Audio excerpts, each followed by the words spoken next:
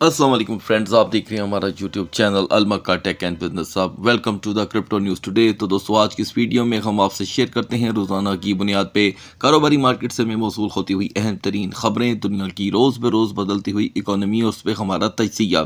तो दोस्तों, तकरीबन पिछले 4 साल से मैं आपको यहाँ पर अपडेट दे रहा हूँ सिर्फ इस बारे में कि ये इकोनॉमी रोज़ बरोज़ बदलती ही चली जा रही है। शायद आपने आगाज़ में ही मेरे ये कहे हुए अल्फाज कभी गौर नहीं किए, लेकिन जिस दिन से मैंने ये अल्फाज यूज़ करना शुरू किए थे, उस दिन से लेके अब तक पूरी दुनिया की इकोनॉमी सर से लेके पाँव तक चेंज हो चुकी है। तो गाइस, इसका पूरा जिक्र आगे चल करके होगा, साथ कुछ खबरें, और आपको मैं बताता चलूँ कि आज है दोस्तों सैटरडे का दिन। After the Friday closing market ने यहाँ पर क्या सेंटीमेंट्स क्रिएट किए हैं, क्या हमें साइन एंड सिग्नल्स दिए हैं, सब मैं आपके साथ यहाँ पर शेयर करूँगा। इससे पहले हम आगे बढ़े, आपने क्या करना है, वीडियो को करना है लाइक, चैनल को करना है सब्सक्राइब। अगर आप चाहते हैं कि आने वाले दिनों में आपसे हमारी किसी भी कैम वीडियो का नोटिफिकेशन मिस ना हो, तो बेल आइकन के बटन के साथ साथ ऑल के बटन को भी क्लिक कर दीजिएगा। तो दोस्तों, जब सैटरडे होता है तो मैं पिछले हफ्ते का थोड़ा सा खुलासा आपके साथ शेयर करता हूँ। ये खुलासा मैं आपको बताता चलूँ जो हम यहाँ पर ख़त्म करके आए हैं। इसमें हमने $17,000 का दोस्तों क्रैश देखा है, यानी कि मार्केट ने जब पिछले हफ्ते का आगाज़ किया पीर वाले दिन, तो मार्केट 77,000 से लेके 78,000 पे दोस्तों यहाँ पे रजिस्ट कर रही थी, यानी कि 77,000 टू 78,000। और इसी हफ्ते में जिसे हम क्लोज करके आ रहे हैं गाइस, इसमें हमने 60,000 का लो और फिर 11,000 की रिकवरी देखी। तो गाइस, इस तमाम पिछले हफ्ते में जो मेन पॉइंट्स थे वो मैं आपको बता चुका हूँ। लिक्विडिटी की कमी, ETF का फॉल कर जाना और नए सरमाए का यहाँ पर ना आ पाना और बेएतबारी की हदों ने यहाँ पर ला करके मार्केट को खड़ा कर दिया है। उसके बाद दोस्तों, हम देख रहे हैं कि कमोडिटीज़ जिन्होंने इसी हफ्ते में ये जो हमने क्लोज़ किया एक तबाहकुन परफॉर्मेंस दी, यानी कि वो मार्केट कमोडिटी की खास करके सोने की मार्केट जो 5600 पे खड़ी थी, उसने डबल 450 का लो दिया और फिर हाई तकरीबन 5070 तक का। तो दोस्तों, यहाँ पर बेएतमादी पहली दफ़ा कमोडिटीज़ में भी देखने को मिली। कोई डाटा मार्केट का ऐसा नहीं था जो मार्केट को यहाँ पर सपोर्ट कर पाता, बल्कि उलट उसने मार्केट को यहाँ पर काफ़ी हद तक डैमेज किया। तो दोस्तों, ये तो हो गया पिछले हफ्ते का खुलासा, और अब हमने ये देखना है कि इकोनॉमियाँ कैसे नीचे आ गई हैं। देखिए गाइस, 4 साल पहले जब मैंने आपको अपडेट करना शुरू किया तो उस वक़्त इंटरनेशनल डॉलर का इंडेक्स जो था वो 99.90 पे था, और आज डॉलर का ज़ाती इंडेक्स जो है वो 95.45 पे आ चुका है। अगर आप यहाँ पर थोड़ा सा भी इंटरनेशनल तजारती सेक्टर्स की नौ हाव रखते हैं तो आपको पता होना चाहिए कि इंडेक्स की वैल्यू क्या है। हर चीज़ इंडेक्स के इर्द गिर्द घूमती है, तजारती मामला, तजारती मुआहदे और कॉन्ट्रैक्ट्स और इवन के टैरिफ, ये सारी चीज़ें। तो दोस्तों, फ़िलहाल यहाँ पे इंडेक्स जो है वो फॉल करने के बाद थोड़ा सा रिकवर किया और फॉलिंग का सिलसिला अभी भी जारी है। अब आने वाले हफ्ते में पहले मैं आपको ये बता दूं कि सबसे ज़्यादा ख़तरा फिर से BTC की वॉलेटिलिटी का है, क्योंकि यहाँ पर ट्रंप की जो पोजीशन है ये मैं आपको बता दूं वो वक्त के साथ साथ कमज़ोर होती चली जा रही है। इतनी ज़्यादा जिसकी कोई मिसाल नहीं है, क्योंकि अभी भी शटडाउन ख़त्म होने के बाद डेमोक्रेट्स और लेबर मार्केट का आपस में कोई एक खासा हमें इत्तेफाक देखने को नहीं मिल रहा। तो याद रखें दोस्तों, इस वक्त ऑलमोस्ट जो मार्केट की वॉलेटिलिटी है वो अपने तमाम दौर के पीक के ऊपर है।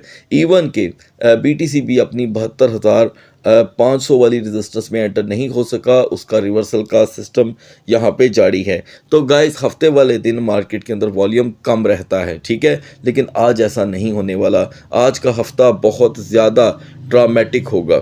अगर हम बात करें यहाँ पर कमोडिटीज़ की क्लोजिंग की, तो दोस्तों XAG यानी कि सिल्वर बैक टोकन ने यहाँ पर तकरीबन जो अपनी क्लोजिंग दी है वो 77 से 78 पे दी है, ठीक है जी। और उसके बाद अगर हम XAUT या XAU ओवर USD की बात करें तो उसने अपनी क्लोजिंग जो है वो 4900 से लेके 5000 के अंडर लेवल पे दी है।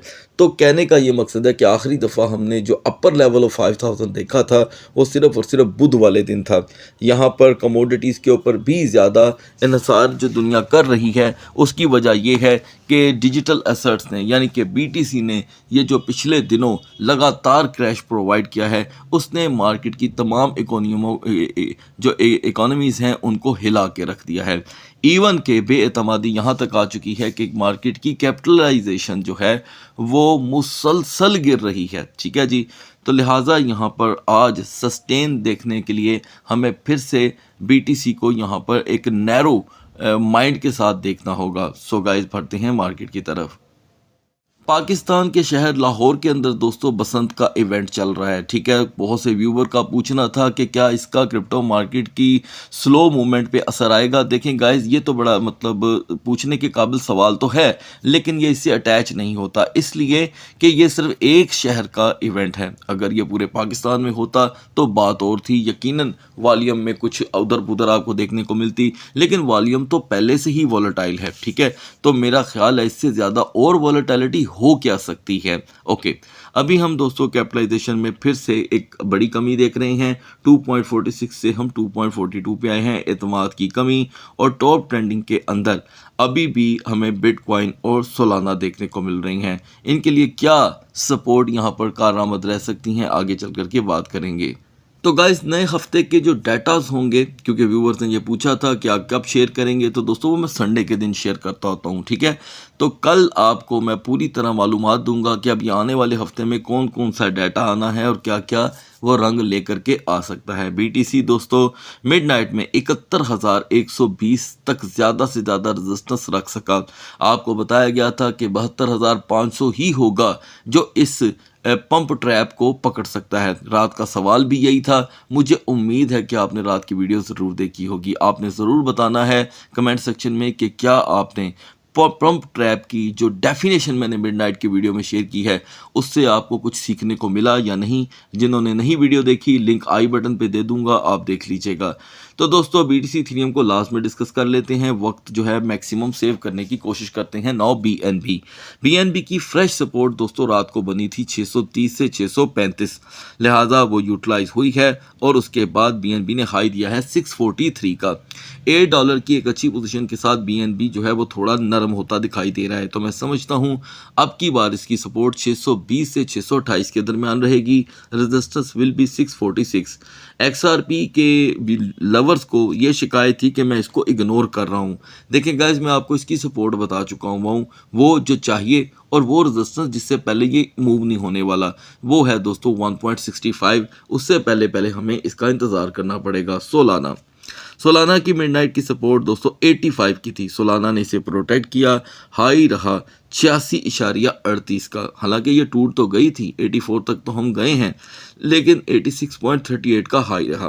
कुछ व्यूअर का पूछना था कि आपके दिए हुए एनालिसिस को हम कौन सी एक्सचेंज पे जाके रीचेक या वेरीफाई कर सकते हैं।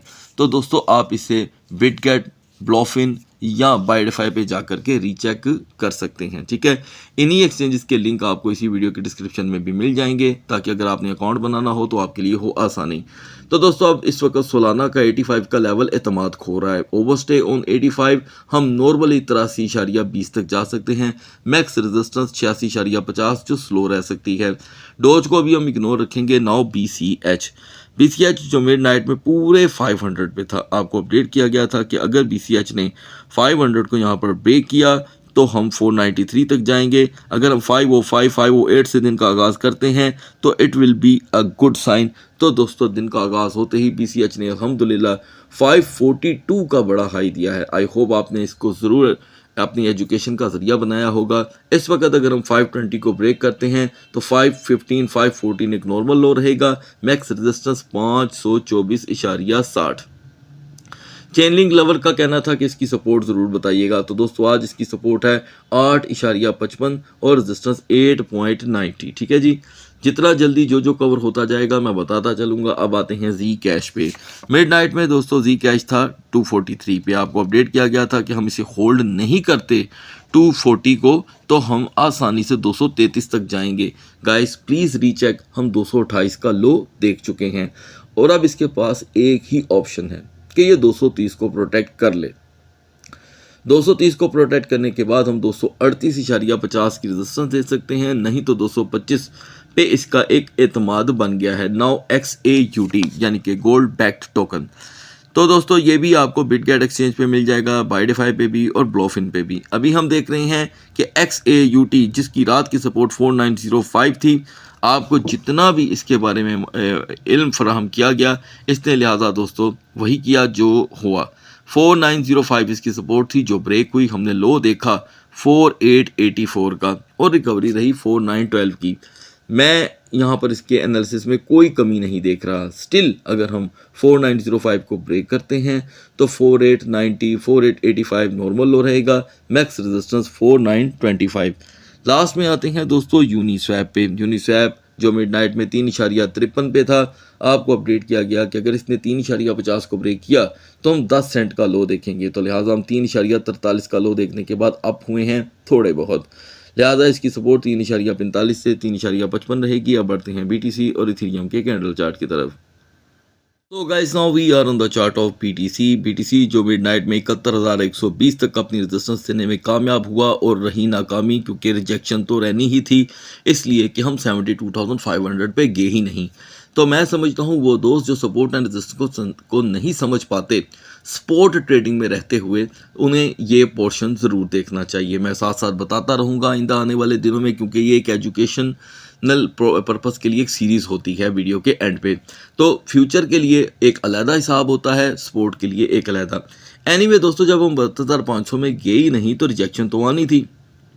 हम अब तक 67,300 का लो देख चुके हैं। जैसे कि आपको ये भी बताया गया था कि अगर हमने अब की बार 70,000 को ब्रेक किया तो हम नॉर्मली 2,2500 का लो देखेंगे। ठीक है दोस्तों, 2,2500 का मतलब क्या हुआ, यानी कि 67,500, तो 67,300 तो हमने देख लिया। ठीक है, सो अब ये है इसके पास आखिरी ऑप्शन।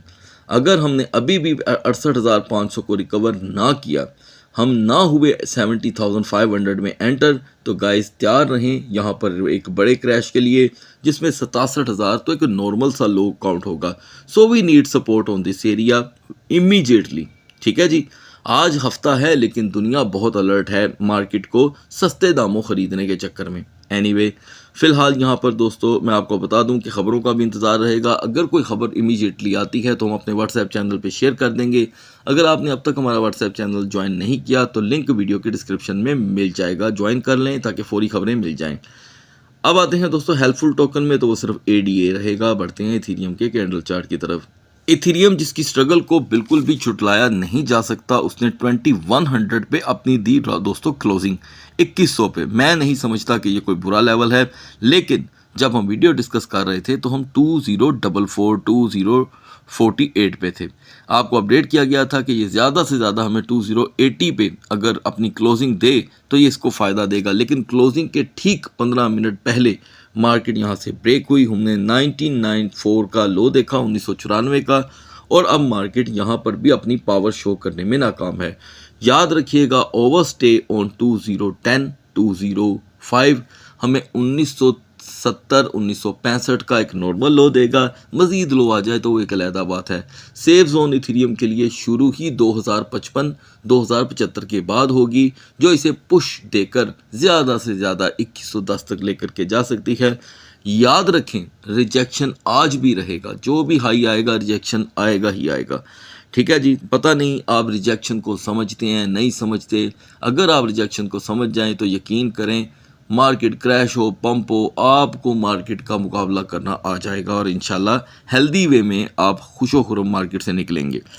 और लास्ट में मैं आपको बता दूं कि हेल्पफुल टोकन है यहाँ पर Zcash, BNB और BGP। अगली वीडियो तक अल्लाह हाफिज़।